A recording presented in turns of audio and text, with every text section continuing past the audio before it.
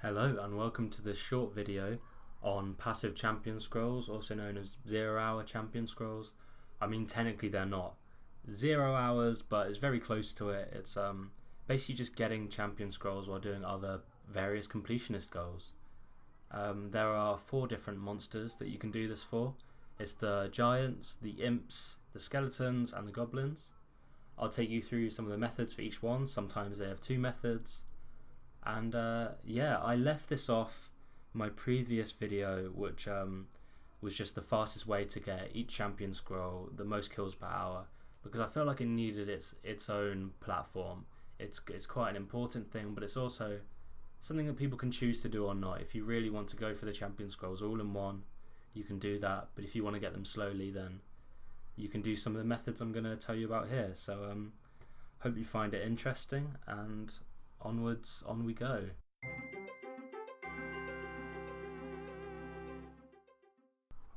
Okay, so let's kick things off with the first method. This is killing imps. This is in the Zaya Beach, so it's the same cannon placement that I used in my previous video. And basically the idea is that you're doing your bank standing skills, so this can be like herb lore, crafting, those kind of things. And you just do that in the chest on the beach, and then when your cannon runs out of cannonballs, mine hasn't here but just for demonstration, you go in and fill it up while continuing to craft, and your cannon will just passively kill imps while you're doing that. You're wasting very little time. You may lose a few ticks every reload, but if you got good at it, I'm sure you could get it fairly solid. And yeah, this is pretty much it. It's I couldn't tell you the kills per hour, and I'm not even entirely sure whether you reach 5k by the time you get to like 99 crafting or herb lore. I'm sure you probably would, but just in case, there's another imp method which I'm going to show you now, which should help top you up if you still don't have the scroll after doing those 2.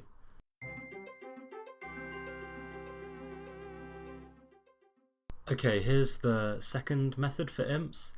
This method assumes that you're going to be getting the Zamorak pet, so the idea is that you need to get KC to get into the Zamorak chamber, and the fastest way to do that is by killing imps. So if you're not planning on doing the Zamorak pet at any point, just stick to killing them normally, but if not, then yeah, you're likely to get the pet here. Some people have ran the numbers and they suggest that it's about 50%. You'll get about 2,500 kills at imps on your way to the Zamorak pet. However, this is assuming that you're doing 100 kill trips at Zamorak, so that's fairly higher end. I think it's like a very personal thing. We are talking about RNG here, so you may get the pet early, you may get the scroll early, and everyone's kills per trip are going to be different. So again, just keep this in mind. If you're thinking about doing Zamorak pet, maybe leave the imp scroll until after you've got that pet. And yeah, best of luck. That's pretty much it for imps. It is one of the slower champion scrolls, so it does save you quite a bit of time by doing it this way. So yeah, moving on.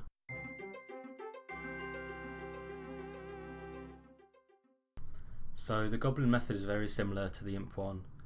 It's essentially just killing the goblins to get KC so you can enter the Bandos room thingy, and you kill 40 goblins each time to get the 40 KC, and after enough Bandos trips this will probably rack up to being around 5,000 if you're going for the Bandos pet. You'd need to get around, if you're getting more than 40 Bandos kills a trip, you probably won't quite reach that 5k threshold. But as I said before, like, it's all RNG. Like, you don't know whether you're going to go dry on the pet or whether you're going to get the scroll super early.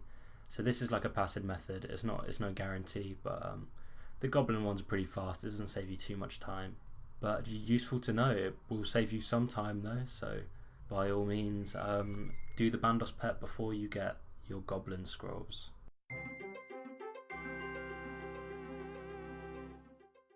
So the passive method for skeletons is a bit more interesting. Here you can see me expertly killing Vetian. And because of Vetian itself and the 2 sets of 2 skeletal hellhounds that it spawns, you're actually getting 5 rolls at the skeleton champion scroll each kill. So you should only need about 1,000 Vetian kills for you to hit the drop rate. And the Vetian pet is 2,000, so, well, the drop rate is 1 in 2,000 for the Vetian pet. So by the time you get the Vetian pet, you should be odds on to getting your skeleton champion scroll. This saves you quite a bit of time. And yeah, just like quite a cool one to do. You get a load of money while killing Vetian, you get the pet, possibly, again, all RNG, but it should save you quite a bit of time. The other skeleton method is about 770 kills per hour, so you're saving yourself about 7 hours by doing this. Yeah, on to the next one.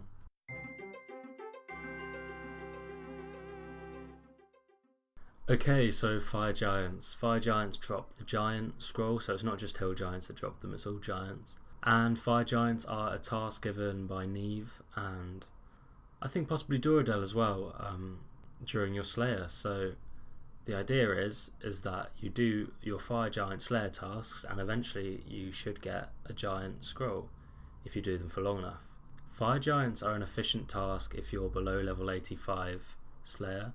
And above level 85, it's not strictly efficient, but again, if you're going for completionist and you do want these scrolls, it is probably worth your time to do the slightly slower task in order to get a chance at this scroll drop.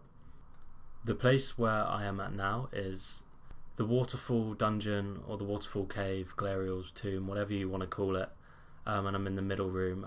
This spot was shown to be by Magic, who kind of discovered it, and it's a really fast way of killing Fire Giants, the fastest way possible.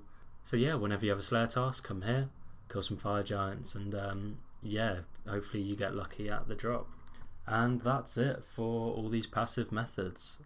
The key thing to take away from this is that these are just little methods that you can use if you want to, if you're going to be doing these things anyway, so you can kind of get some champion scrolls in the meantime.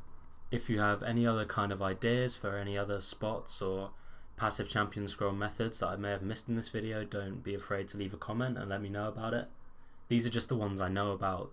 This is by no means an exhaustive list, even though I've thought, and a few other people have thought as well, the people in TOTUS, we've had multiple discussions on the topic. Thank you for watching my video. I hope you found it interesting or useful in any way. I want to thank a few people. These are people who are a lot smarter than I am, and they've either come up with these methods or ran the maths or done any of that to make this video possible. And these people are Angeles, BioFrank, King Oolong and Magic. Magic specifically came up with that Fire Giant location in the video, which is the fastest place to kill Fire Giants. Also check out my other video. I just recently bought it out, which is my Champion Scroll Guide. It has all the fastest methods for getting these champion scrolls if you just want to go and get them. These were sort of passive methods. That's if you want to just knock out the fastest kills per hour on those monsters. So yep, again, thank you very much, and I'll see you in the next video.